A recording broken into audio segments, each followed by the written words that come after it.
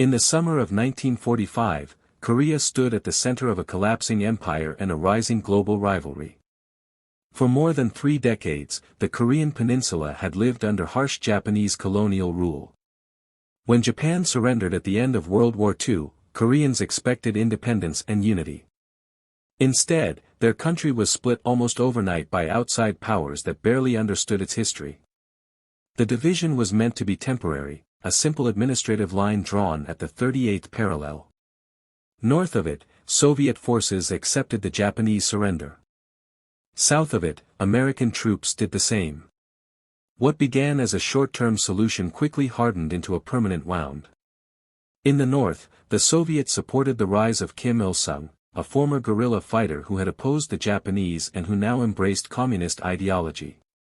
With Soviet backing, Kim built a centralized state, a strong army, and a political system that tolerated no opposition. In the south, the United States backed Syngman Rhee, a fierce anti-communist nationalist who had spent years in exile. His government claimed to represent all of Korea, just as Kim's did in the north. By 1948, 2 separate states existed, each believing it was the only legitimate Korea. Tension along the border grew steadily. Small clashes and raids became common. Both sides talked openly about reunification, but only on their own terms. The Cold War was taking shape across the world, and Korea became one of its earliest and most dangerous flashpoints. The Soviet Union and the United States withdrew most of their troops, but they left behind weapons, advisors, and deep suspicion. Kim Il-sung believed the time was right to reunify Korea by force. He had Stalin's cautious approval and Mao Zedong's quiet support. Before dawn on June 25, 1950, North Korean forces surged across the 38th parallel in a massive, coordinated assault. Tanks rolled south, artillery thundered, and infantry poured forward. The South Korean army, poorly equipped and the fighting that followed the Chinese intervention stripped away any remaining illusions about a quick or clean war. As UN forces regrouped south of the 38th parallel, commanders worked to stabilize shattered units and rebuild morale. Fresh troops arrived, and leadership changes followed. General Matthew Ridgway took command of the 8th Army, bringing a different approach to the battlefield. He emphasized discipline, defensive strength, and measured counterattacks rather than sweeping advances. Slowly, painfully, the UN forces stopped retreating and began pushing back. Battles erupted across central Korea as both sides fought for control of key hills and supply routes.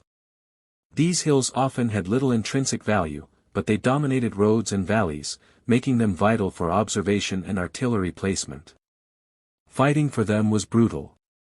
Soldiers climbed steep slopes under machine gun fire, only to be driven back by counterattacks hours later. Positions changed hands repeatedly, sometimes several times in a single day. The ground became churned mud mixed with blood and shattered rock. As spring arrived in 1951, the Chinese and North Korean forces launched major offensives in an attempt to break UN lines and force a decisive victory. Tens of thousands of soldiers advanced in waves, often at night, using whistles, horns, and bugles to coordinate attacks and spread fear. UN forces responded with massive artillery fire and airstrikes. The battles were loud, confusing, and relentless.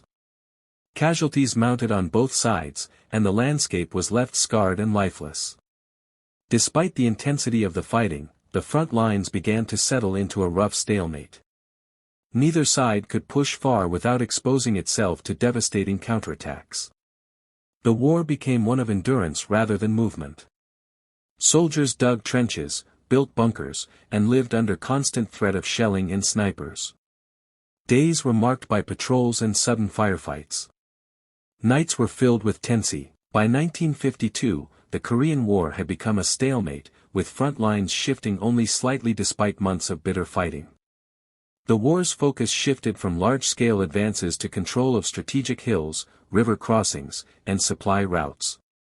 Every ridge and valley was fiercely contested, often at staggering human cost for minimal gain. Units rotated frequently, with soldiers learning to endure the harsh climate and constant threat of enemy fire. Frostbite, disease, and exhaustion were as deadly as bullets, and survival required both discipline and luck. On both sides, morale fluctuated. North Korean and Chinese troops had suffered immense casualties but remained motivated by ideology and political pressure. UN forces, primarily composed of Americans, South Koreans, and smaller contingents from allied nations, faced similar challenges. Soldiers often wondered whether their sacrifices were meaningful in a war without clear progress. Letters from home offered comfort but could not erase the daily reality of the front lines: mud, blood, and relentless artillery fire.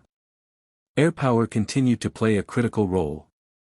UN aircraft bombed supply lines, bridges, and railroads in an attempt to weaken North Korean and Chinese logistics. Interdiction missions sought to slow reinforcements and resupply, but the enemy adapted quickly, using camouflage, tunnels, and nighttime movements. Dogfights and ground attacks were frequent, adding another layer of danger for soldiers already under immense stress. Diplomatic efforts proceeded slowly. The truce talks at Panmunjom began in July 1951 but stalled repeatedly. The central issue remained the treatment of prisoners of war. Many communist prisoners refused repatriation, while the UN demanded voluntary return. The disagreement prolonged negotiations and fueled continued combat along the front, as neither side wanted to cede territory while talks dragged on. The war had become a series of small, deadly battles punctuated by periods of tense neg. By 1953, both sides were exhausted, the war having dragged on for nearly 3 years with staggering human cost. Soldiers on the front lines were battle-hardened but weary. The peninsula was scarred by artillery craters, flattened towns, and displaced populations. Both North and South Korea, along with the Chinese and UN forces, had suffered immense casualties, yet the fighting continued because neither side was willing to yield, and ideological stakes remained impossibly high. Diplomatic efforts accelerated. Negotiators at Panmunjom worked tirelessly, attempting to resolve the status of prisoners of war and define the future border. The issue of repatriation had been the primary sticking point, with many communist POWs refusing return and UN forces demanding voluntary repatriation. After months of tense discussions, a compromise was reached: prisoners who refused repatriation would be allowed to remain in the country of their choosing. This concession removed the final major obstacle to an armistice. Meanwhile, the battlefield itself remained tense. Even as talks progressed, skirmishes and artillery duels continued along the front. Each side tested the other's strength, probing for weaknesses, and occasionally launching attacks to improve their negotiating position. Soldiers endured bitter winters and scorching summers, always under threat of sudden death. The routine of defensive positions, night patrols, and artillery barrages became ingrained, a grim rhythm that defined life in Korea. Finally, on July 27, 1953, the Korean Armistice Agreement was signed. The ceasefire established the Korean Demilitarized Zone, DMZ, roughly along the 38th parallel, creating a buffer that would separate North and South Korea for decades to come. The armistice ended active hostilities but did not formally conclude the war. Technically, North and South Korea remain at war even today. For millions of Koreans, the armistice brought relief but also permanent division, leaving families